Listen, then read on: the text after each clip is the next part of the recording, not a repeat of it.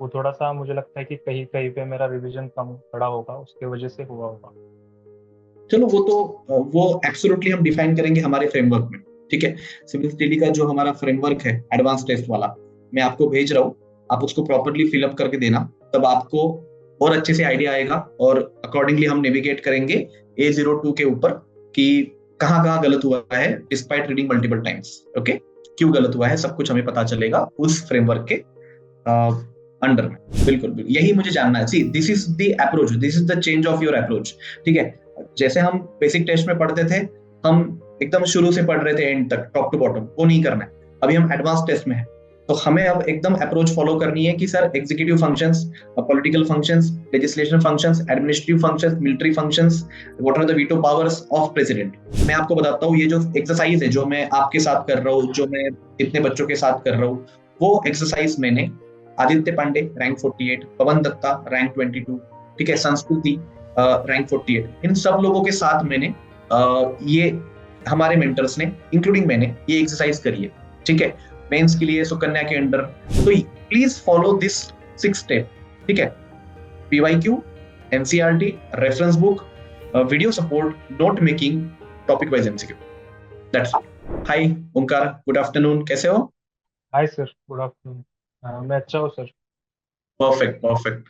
आज सुबह आपने शायद एडवांस टेस्ट दिया, मेरे पास आपका टेस्ट आया है, प्लस आपकी एक्सप्लेनेशन की कॉपी भी मेरे पास है। आई नीड टू नो, क्योंकि ये एडवांस्ड फर्स्ट टेस्ट था हमारा, right? I need to know few things. I will ask some probing questions as usual, कि जैसे हमारा SOP है मेंटरशिप का, कि what exactly sources you have followed before giving this test. Sir जो मुझको मेंटरशिप में आपने जो गाइडेंस प्रोवाइड किया था, उसके हिसाब से मैंने शुरुआत में एनसीईआरटी पढ़ी थी। और उसके बाद मैंने लक्ष्मीकांत पढ़ा था, और अकॉर्डिंगली रिवाइज करके मैंने टेस्ट दिए थे जो हमारे बेसिक टेस्ट होते हैं ना, वो दिए थे। बहुत परफेक्ट। अच्छा, स्कोर कितना था बेसिक टेस्ट में, कुछ याद आ रहा है आपको? सर लाइक 80s 90s में था तब। 80s और 90s में था। ओके। इस बार आपको 105 है, राइट? लाइक वन ठीक नॉट फोर है। पॉइंट समथिंग है। 104.66, ठीक है। आपने कितने अटेम्प्ट किए थे इस एडवांस टेस्ट में? सर टोटल अटेम्प्ट मेरा 84 85 था टोटल। उसमें से मेरे 60 करेक्ट आ गए थे, और लगभग 25 ओके। रॉन्ग। 60 करेक्ट, 24 और 25 इनकरेक्ट। परफेक्ट परफेक्ट, ठीक है ठीक है। ओके, आपके which are the areas which you feel like your comfort areas with respect to polity? Sir with respect to polity, जो भी आपने जो पीवाईक्यू का एनालिसिस करने को बोला था, उसके अकॉर्डिंगली मैंने एनालिसिस किया था। और जो भी थीम्स रिपीट होते हैं उसके हिसाब से मेरे कंफर्ट जोन में फंडामेंटल राइट, DPSP, और उसके बाद पार्लियामेंट, जो कॉन्स्टिट्यूशनल बॉडीज है वो, अमेंडमेंट्स, वेरियस शेड्यूल्स जो भी है, और पूरे जो कॉन्स्टिट्यूशन के इम्पोर्टेंट इम्पोर्टेंट आर्टिकल्स है, वो सब ये कंफर्ट जोन में था मेरे। Very good. तो अच्छा, तो नेक्स्ट की क्वेश्चन की, तो ये सब हमारा अच्छा एरिया था, हमने अच्छे से किया था, तो क्या इस सब में से सारे क्वेश्चन सही हुए हैं? सर लगभग 80 to 90% क्वेश्चन तो सही हुए हैं। जो 10% गलत हुए हैं, वो थोड़ा सा मुझे लगता है कि कहीं कहीं पे मेरा रिवीजन कम पड़ा होगा, उसके वजह से हुआ होगा। चलो वो तो वो एब्सोल्युटली हम डिफाइन करेंगे हमारे फ्रेमवर्क में। ठीक है। सिविल स्टडी का जो हमारा फ्रेमवर्क है एडवांस टेस्ट वाला, मैं आपको भेज रहा हूँ। आप उसको प्रॉपरली फिलअप करके देना, तब आपको और अच्छे से आइडिया आएगा और अकॉर्डिंगली हम नेविगेट करेंगे A02 के ऊपर कि कहाँ कहाँ गलत हुआ है despite reading multiple times. Okay, क्यों गलत हुआ है सब कुछ हमें पता चलेगा उस फ्रेमवर्क के अंडर में। ठीक है। ओके। अच्छा, मुझे एक सिंपल क्वेश्चन पूछना है, क्योंकि ये एडवांस टेस्ट की तरफ हम जा रहे हैं। अब हम वो नहीं रहे कि सिंपल पढ़ के खत्म कर दिया सर, बेसिक टेस्ट दे दिया, जो किताब में पूछा है, जो किताब में पढ़ा वही आपने पूछ लिया। अब वो अप्रोच हमें फॉलो नहीं करना है। अब हम एडवांस टेस्ट में हैं। आई नीड टू नो कि if you are reading anything, what is your strategy? Suppose I ask you, what are the powers and functions of president? So from where you start? Sir power and functions like initially तो मैं ऐसे ही directly read करता था, लेकिन like जैसे आपने जैसे mentorship ने बताया था कि फॉर एग्जांपल अगर प्रेसिडेंट है तो उनके एग्जीक्यूटिव फंक्शंस अलग होते हैं ना, एग्जीक्यूटिव, लेजिस्लेटिव, मिलिट्री फंक्शन जो भी अलग है, तो सेक्शनली जो अलग ऑसम, अलग करना है। ऑसम, ऑसम, वेरी गुड, बिल्कुल बिल्कुल यही मुझे जानना है। See this is the approach, this is the change of your approach. ठीक है, जैसे हम बेसिक टेस्ट में पढ़ते थे, हम एकदम शुरू से पढ़ रहे थे एंड तक, टॉप टू बॉटम, वो नहीं करना है।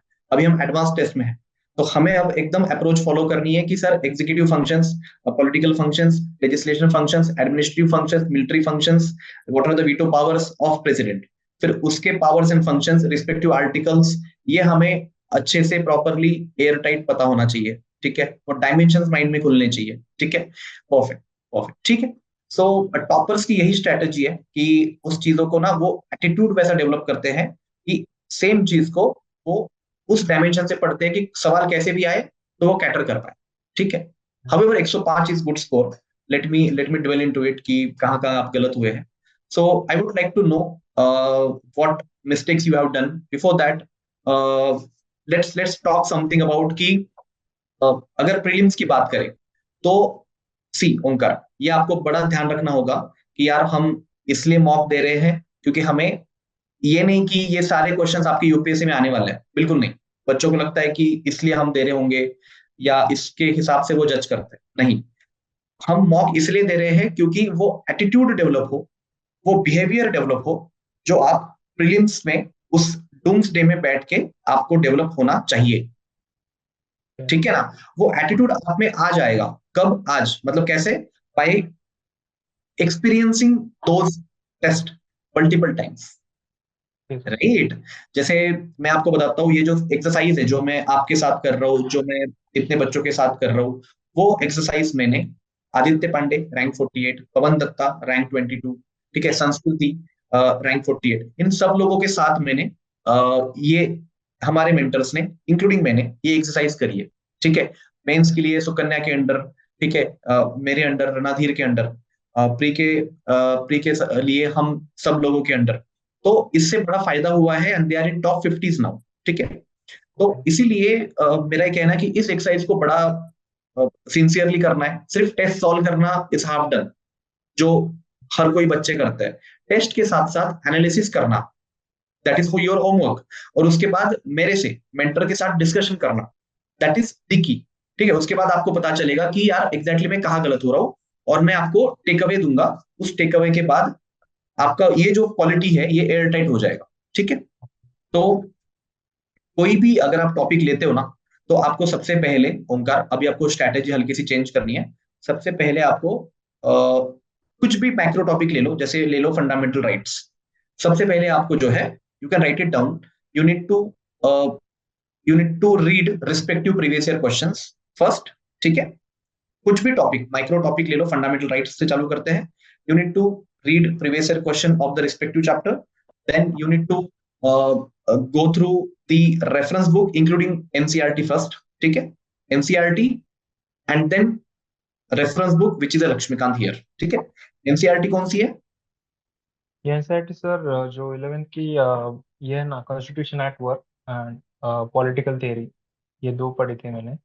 Perfect, perfect. See, Indian constitution at work class 11th and political theory class 12th, इस दोनों में 10 चैप्टर्स है। ठीक है, आपको इसमें से तीन चार चैप्टर जो मेन है वो अच्छे से करने हैं। ठीक है, हाउएवर अगर आपको नहीं समझ में आ रहा है किसी बच्चों को, तो हम रिकमेंड क्या करते हैं, class 9th and 10th democratic politics. ठीक है, अगर आपको लग रहा है कि सर यहाँ पे मेरे कुछ ब्लंडर्स हुए, you can go back and read class 9th democratic politics 1, class 10th democratic politics 2। ठीक है, डोंट इग्नोर एनसीईआरटी। ठीक है, वैगल डांस का क्वेश्चन एनसीईआरटी के स्टोरी से आया था लास्ट ईयर। ओके, हाँ हाँ, तो हमारे बड़े सारे स्टूडेंट ने इसको सही किया है, तो डोंट इग्नोर एनसीईआरटी। ठीक है, हमारे एडवांस टेस्ट में भी काफी सारे क्वेश्चन एनसीईआरटी से। ओके, तो NCERT previous year question, NCERT reference book, video support, जो हमारे फाउंडेशन के लेक्चर्स है उसका वीडियो सपोर्ट आप लेते होंगे। हाँ सर, जहाँ जहाँ पे कंसेप्चुअल क्लैरिटी की जरूरत लगती है वहाँ पे वो लेता हूँ। वीडियो सपोर्ट लेते हो, दैट्स ऑसम। और उसके नोट्स भी निकालने हैं साथ में, ओके सर। तो note making, with respect to video support, आपका वीक सेक्शन है, आप उसका वीडियो देख रहे हो तो आपको नोट्स भी निकालने हैं उसके, ठीक है। अब आपने नोट्स निकाल दिए, उसके बाद आता है टॉपिक वाइज एमसीक्यूज। ओके, हमारे सिविल्स डेली के हर टॉपिक वाइज एमसीक्यू है, वो आपको सॉल्व करने, हो गया आपका काम। क्योंकि देखो एडवांस टेस्ट में मैं पूरे लक्ष्मीकांत में 100 क्वेश्चन पूछ रहा हूँ, आपको सिर्फ फंडामेंटल राइट में 50 क्वेश्चन 100 क्वेश्चन मिलेंगे, तो आपका काम बन रहा है उसमें, ठीक है। तो प्लीज फॉलो दिस 6 स्टेप, ठीक है। PYQ, NCERT, reference book, video support, note making, topic wise MCQ, that's, ठीक है। ये एयर टाइट प्रोसेस है। चलो let's start with your questions. Please talk about, please tell me the things like जहां आप difficult feel कर रहे थे। Let me share the screen and I would like to, ठीक है, take questions in which you are facing difficulty, right Omkar? Okay, so as you have mentioned, let's come to question number 2. Fine. How many of the following statement related to constitution are true? ठीक है, यही question है। Yes, The sir. constitution is a body of fundamental principles according to which state is governed. Uh, it provides set of basic rules that allow for minimal coordination among member of society. The constitution sets some limits on what government can impose on its citizen and never trespass them. And fourth option है, it cannot decide how government will be constituted, right. यहाँ पे क्या लगता है ओंकार, क्या क्या कहा आप गलत हुए? मैंने सर ऑप्शन डी कर दिया था, ऑल ऑल फोर करके। मुझे लगा कि चौथा चौथा ऑप्शन सही है इसलिए। अच्छा, देखो मैं यहाँ पे क्विकली बताता हूँ, ठीक है, सिंपल सी बात है यार। कॉन्स्टिट्यूशन की फिलोसॉफी समझना बहुत ज्यादा इंपॉर्टेंट है, ठीक है। और जब आप कॉन्स्टिट्यूशन की फिलोसॉफी समझने की बात करते हो ना, जब आप, क्वेश्चन तो मैं समझ गया, अब मैं आपको क्वेश्चन तो देख लिया। देखो, जब आप कॉन्स्टिट्यूशन की फिलोसॉफी समझना बड़ी इंपॉर्टेंट है यार, ठीक है ना। अब आपके ये क्वेश्चन क्वेश्चन छोड़ दो, ये तो बात की बात है।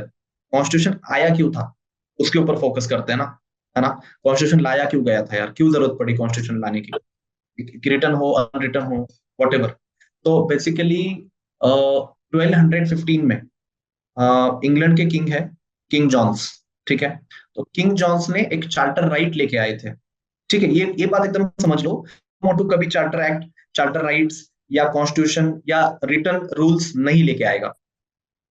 क्यों क्यों नहीं लेके आएगा? क्योंकि उसकी पावर एम्पर हो रही है, हाँ, पावर उसकी पावर कम हो रही है, right. See, rules are for, rules are meant for to give the rights to weaker section and to deprive leaders or to deprive the king, right? If you are under me and I am the king, so if I have written something, it means I have to follow that. It means my power has been deprived. तो king कभी नहीं चाहेगा कि rules आए, ठीक है। Rules कौन चाहता है कि जो भी पीजेंट्स है, जो भी वर्किंग सेक्शन है, वो चाहते हैं, ठीक है। तो उसी टाइम तब वही हुआ था, जो जो बैरॉन्स थे, उस बैरॉन्स ने फोर्स किया, क्योंकि हाल ही में फ्रांस में ऐसी कूप हुआ था, और फ्रांस में कूप के कारण फ्रांस का किंग जो है वो हार गया था। तो फिर सेम चीज इंग्लैंड के किंग जो है, किंग जॉन, उनको भी लगी कि ये जो बैरॉन्स है उस टाइम के, वो ऐसे ही मेरे साथ करने वाले हैं, ठीक है। तो उन्होंने प्रेशराइज करा, फिर इन्होंने क्या करा कि एक चार्टर राइट्स लेके आए, you must have some rights, because just to make the peace between king Johns and barons, एक चार्टर ऑफ राइट्स लेके आए। उस चार्टर को हम क्या कहते हैं? Magna carta. हाँ, यस सर। पार्ट है ना, कौन सी पार्ट ऑफ कॉन्स्टिट्यूशन में है अभी वो? फंडामेंटल राइट्स में ना। राइट राइट राइट, बिल्कुल, ठीक है। तो that is the Magna carta of constitution. उसी मैग्ना कार्टा को सबसे पहले कहा जाता है कि कुछ रिटर्न रूल्स लेके आए थे। अब देखो, इससे क्या हो गया, एक बात हमें पता चल गई, it limit the power of king, it means limit the power of government, got it. It limit the power of government, it give rights to citizens. Okay, अब आपके ऑप्शंस को पढ़ते हैं, चलो। The constitution is the body of fundamental principle according to which state is govern, absolutely alright. It provide set of basic rules that allow for minimal coordination amongst member of society, okay. The constitution set some limits, see यहाँ पे क्या बात हो रही है, limits की बात हो रही है।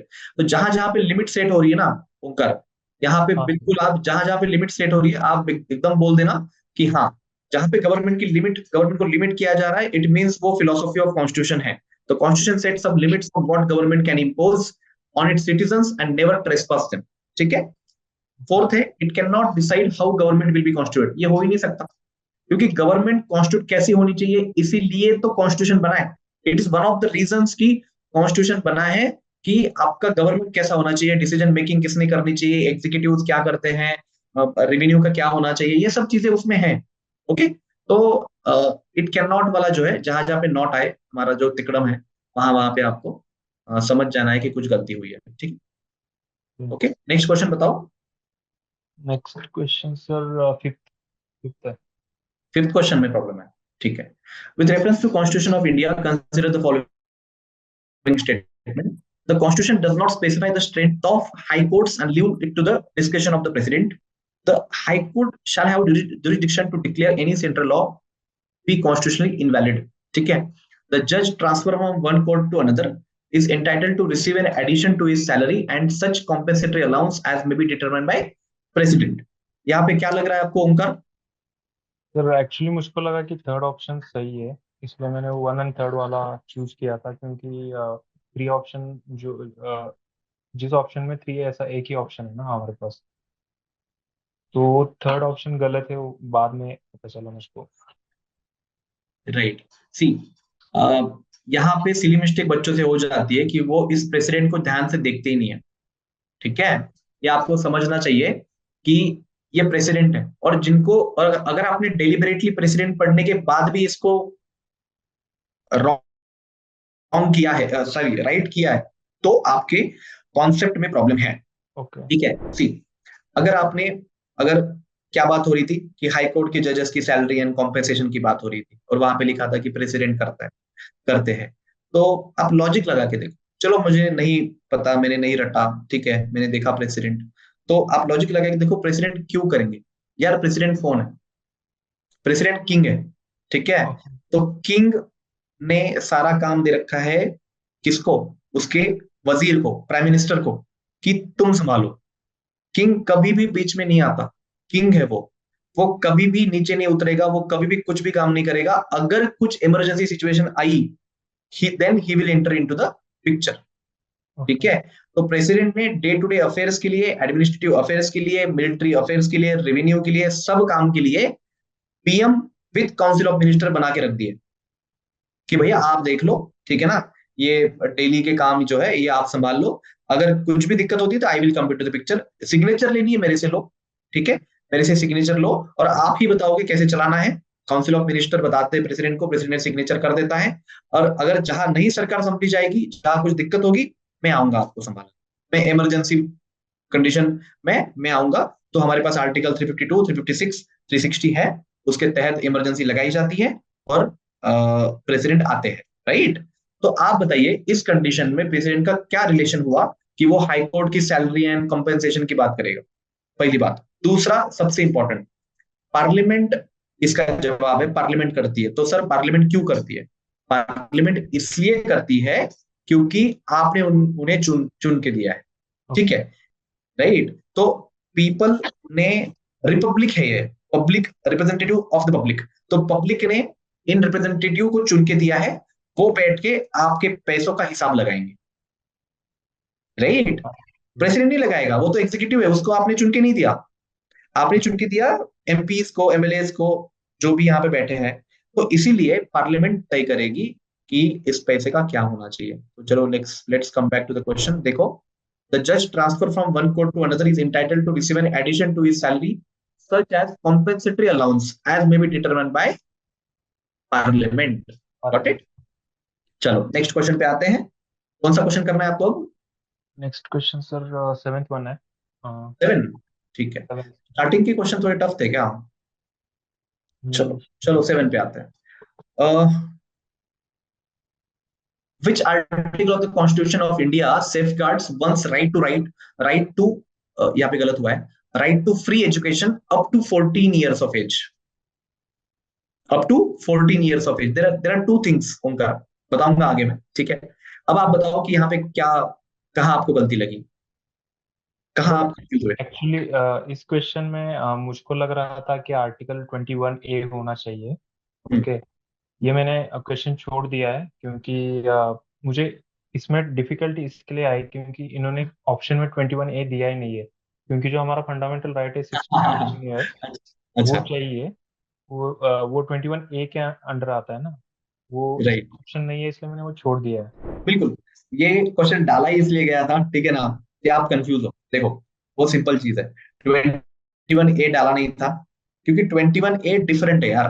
21A क्या कहता है? Right to education from 6 to 14। Okay.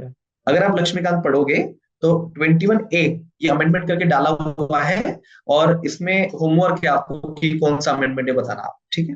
तो कौन सा है वैसे, याद आ रहा है? नहीं याद आ चलो, रहा। आराम, होमवर्क है आपके लिए, ठीक है?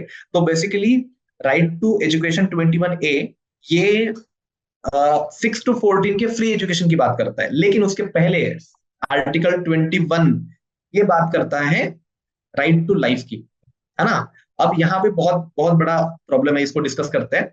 आप मुझे बताना कि अगर मुझे विद इन कंट्री मूवमेंट करना है तो कौन सा आर्टिकल सर लगेगा? विद इन कंट्री के लिए आर्टिकल 19 है, right to movement. Very good, very good.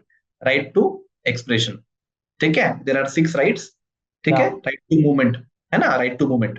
तो विद इन कंट्री, अगर आउटसाइड कंट्री जाओ तो आउटसाइड कंट्री के लिए सर आर्टिकल 21A है, article 21।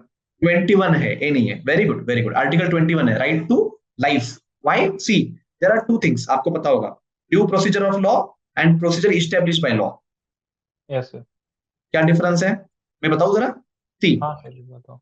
Okay. Due process of law एक लाइक यूएस फॉलो करती है, और प्रोसीजर इस्टेब्लिश बाय लॉ हम फॉलो करते हैं, इंडिया फॉलो करता है, ठीक है? तो प्रोसीजर इस्टेब्लिश बाय लॉ का क्या मीनिंग होता है?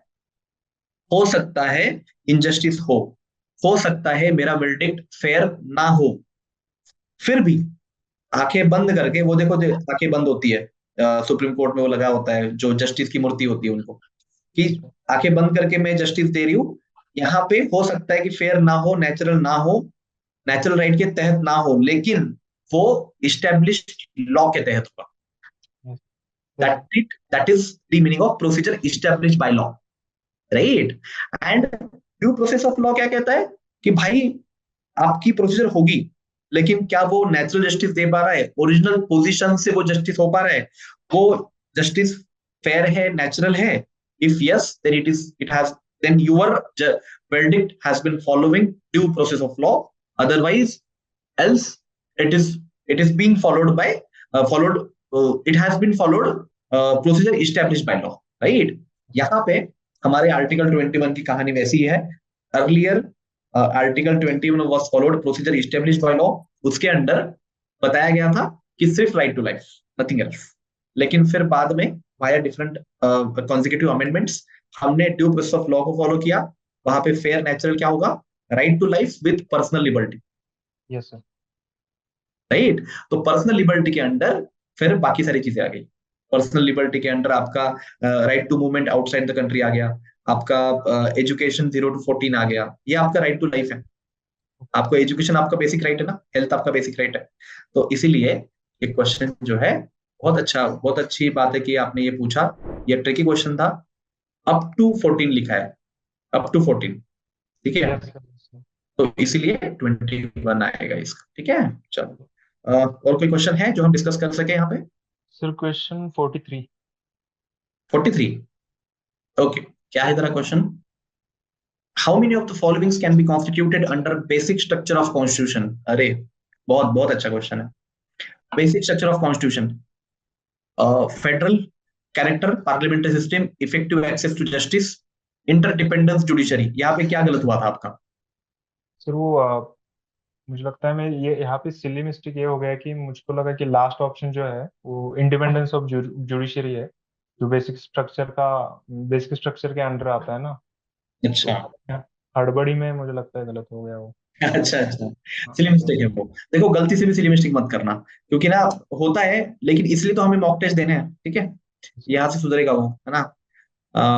इंटरडिपेंडेंस नहीं है वो, इंडिपेंडेंट है, ठीक है ना? आपको भी पता चल गया। तो सिंपल सा कॉन्सेप्ट है। बेसिक स्ट्रक्चर वो होता है कि जो आप नहीं हिला सकते। 1973 के केशवानंद भारती के लॉट ऑफ केसेस हुए, केशवानंद भारती केस हुआ तब जाके पता चला, या वो चीज हुई कि सुप्रीम कोर्ट ने कहा कि ये बेसिक स्ट्रक्चर है, प्लीज पार्लियामेंट इसको आप मत हिलाओ, ठीक है ना? इसको आपको कोई अधिकार नहीं है कि आप इसको डिस्टर्ब करो, ठीक है ना, क्योंकि इन दोनों में टसल चल रही थी, जुडिशरी वर्सेज लेजिस्लेशन। तो फिर 73 में ये हुआ कि देर आर फ्यू स्ट्रक्चर, उसको आप नहीं हिला सकते, ठीक है ना। तो उसमें जुडिशियल रिव्यू है, उसमें पार्लियामेंट्री सिस्टम है, फेडरल स्ट्रक्चर है, उसमें फंडामेंटल राइट्स है, उसमें आपका इंडिपेंडेंट जुडिशरी है, नॉट इंटरडिपेंडेंस, है ना, वो तो कुछ उसका मीनिंग ही नहीं आ रहा। तो बेसिक स्ट्रक्चर।